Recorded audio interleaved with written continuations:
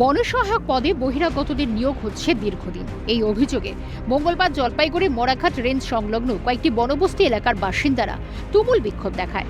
প্রতিবাদে যখন সমস্ত বনবস্তির খেটে খাওয়া মানুষরা বিক্ষোভে, তখন সেখানেও পুলিশের বাধার মুখে পড়তে হয় তাদের।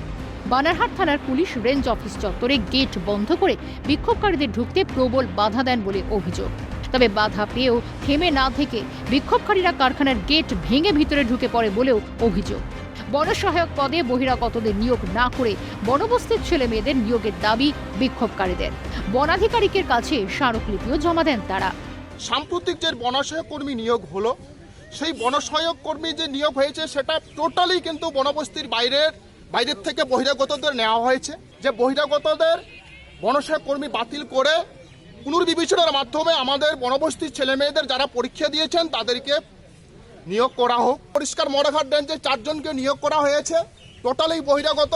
ওরা যে অভিযোগপত্র দিয়েছিল সেটা আমাদের হায়ার অথরিটি ডিভিশনে ডিওপি স্যারকে পাঠিয়ে দেওয়া হয়েছে।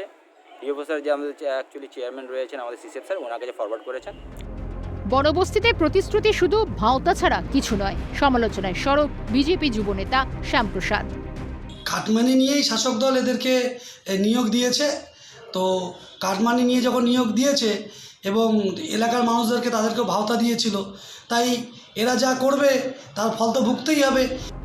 বিজেপির অভিযোগ নস্যাৎ করেছেন জেলা তৃণমূল সভাপতি কৃষ্ণ কুমার কল্যাণী। আমার কোনো কমেন্ট নেই, কারণ আমি এটা কোনো ব্যাপার জানি না, আমার কাছে কোনো লিস্টও আসেনি, কোনো কিছু জানা হয়নি। ভোট যত এগিয়ে আসছে ততই নিয়োগ ও চাকরির দাবিতে রাজ্যে বিভিন্ন প্রান্তে বিক্ষোভের ছবি।